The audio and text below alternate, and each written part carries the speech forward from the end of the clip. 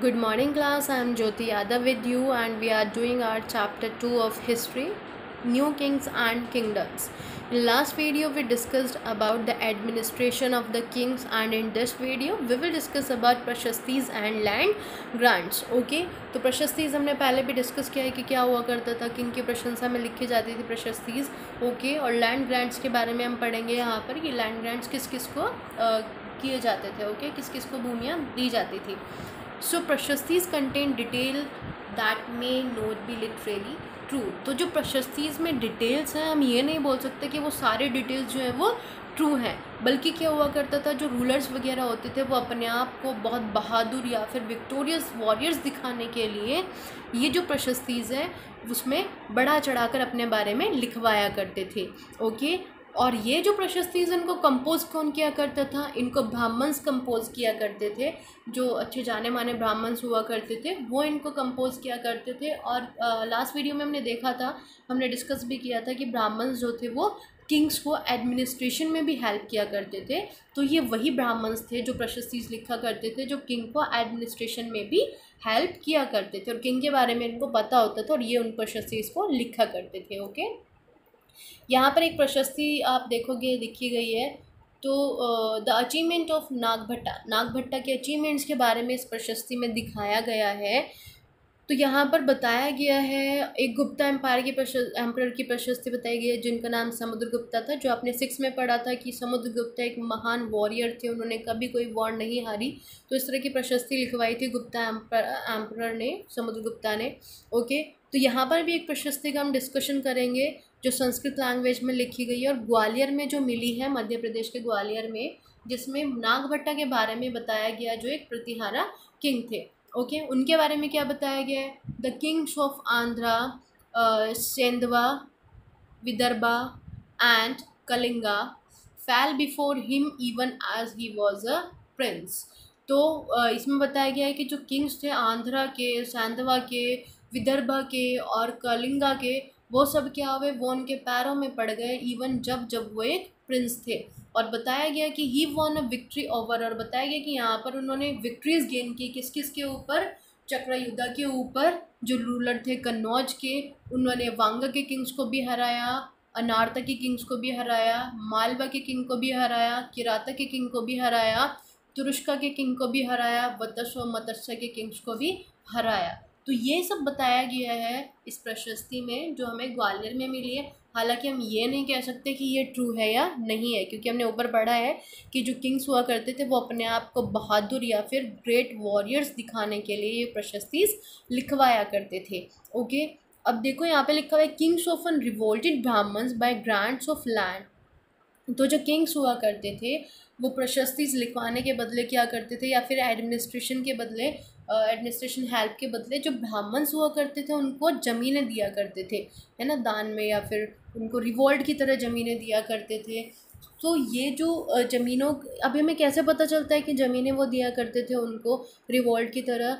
तो ये रिकॉर्ड हैं सारी जो चीज़ें हैं किसके ऊपर, कॉपर प्लेट्स के ऊपर, जो उनको लैंड रिसीवन के टाइम पर दी जाती थी. ओके, यहाँ पर आप देख रहे होगे पिक्चर्स में कॉपर प्लेट्स हैं. तो लैंड जब दी जाती थी उस टाइम पर, जब ब्राह्मण से इसको रिसीव किया करते थे लैंड्स को, तो इस तरह की कॉपर प्लेट्स उनको दी जाती थी कि ये कौन से किंग ने दी है, किस लिए दी है, ये सब कुछ. Okay, what was given with the land.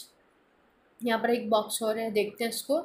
So this is a part of Tamil section of a land grant given by the Cholas. तो ये एक लैंड ग्रांट के बारे में लिखा गया है यहाँ पे.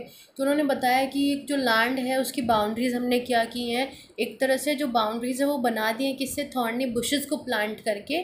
और बताया गया कि जो लैंड ग्रांट की गई है उसमें क्या क्या है. तो उन्होंने बताया कि फ्रूट बियरिंग ट्रीज़ है, इसमें वाटर है, लैंड है, गार्डन्स हैं, ऑर्चार्ड्स हैं, ट्रीज़ हैं, वेल्स हैं, ओपन स्पेसेस हैं, पेस्चर लैंड है, विलेज भी हैं, आंट हिल्स हैं, प्लेटफॉर्म्स हैं, कैनाल्स हैं, डिचेज़ हैं, रिवर्स हैं, सिल्ट लेडन लैंड है, टैंक्स हैं, ग्रेनरीज हैं, फिश पॉन्ड्स हैं, बी हाइव्स हैं एंड डीप लेक्स हैं. तो उन्होंने कहा कि ये सारी चीज़ें हैं जो लैंड ग्रांट की हुई है उसमें. और वो उसमें लिखवाते हैं कि जो भी इसको रिसीव करेगा लैंड को, उसका पूरा राइट है कि वो इस लैंड से टैक्स कलेक्ट कर सकता है. यानी कि जिसको ये लैंड ग्रांट में दी जाएगी वो इससे टैक्स कलेक्ट कर सकता है. ओके तो इस तरह की जो चीज़ें हैं वो लिखवाया करते थे वो। The tax on betel leaves that on woven cloth as well as on the vehicles, यानी कि जो बिटल लीव्स हैं या फिर जो क्लॉथ्स हैं, वुवन क्लॉथ्स हैं और जो व्हीकल्स हैं, इवन उनसे भी टैक्स लिए जा सकते हैं जो सब ये काम करते हैं। He can build large rooms with upper storeys made of big bricks, और कहा गया है कि जो पर्सन को लैंड दी गई है वो इसमें बड़े बड़े रूम्स भी बना सकता है, अपर स्टोरीज भी बना सकता है बिग ब्रिक्स से। Okay he can get large and small wells dug, वो इसमें बड़े बड़े कुएँ भी खुदवा सकता है, छोटे भी खुदवा सकता है। He can plant trees and thorny bushes, वो कुछ भी प्लांट कर सकता है if necessary. He can get canal constructed for irrigation, और अगर उसको ज़रूरत है तो वो कनाल भी इसके लिए बना सकता है अपने लिए, इरीगेशन के लिए। ओके तो ये सब उसमें बताया गया है। He should ensure that water is not wasted and that embankments had built. तो कहा गया है कि बस ये ज़रूरी है कि वो क्या करे, वाटर वेस्ट ना हो, वो उसके ऊपर किनारे बना दे। तो इस तरह की जो चीज़ें हैं वो लिखी गई हैं ओके लैंड ग्रांट्स के टाइम पे। Unusual for the 12th century was a long Sanskrit poem containing the history of kings who ruled over Kashmir. तो यहाँ पर एक संस्कृत पोएम के बारे में बताया गया है जो 12th सेंचुरी में लिखी गई है, जिसमें जो किंग्स हैं उनके बारे में बताया गया है जो रूल करते थे किसके ऊपर, कश्मीर के ऊपर। It was compose by an author named Kalhana. ये किसने कंपोज की है, कल्लन ने इसको लिखा है। Used a variety of sources including inscriptions, documents, eye witness accounts and earlier histories to write his account. तो उन्होंने कई सारे सोर्सेज से इन्फॉर्मेशन गैदर की, जैसे इंस्क्रिप्शंस हो गए, डॉक्यूमेंट्स हो गए, आई विटनेस यानी कि लोगों से पूछा उनके बारे में, है ना, अर्ली स्टोरीज उसकी पता की, ये सब अकाउंट लिखने के लिए। अनलाइक द राइटर्स ऑफ प्रशस्तीज he was often critical about rulers and their policies. तो दूसरे राइटर्स की तरह जो प्रशस्तीज के राइटर्स हैं उनको लगा कि ये बहुत ज़्यादा क्रिटिकल है रूलर्स के बारे में और उनकी पॉलिसीज़ के बारे में जानना है, क्योंकि उन्होंने क्या किया है, हमेशा जो भी रियलिटी है वो शो नहीं की है, बल्कि बढ़ा चढ़ा कर ही चीज़ें बताई हैं। ओके तो यही था आज का टॉपिक हमारा।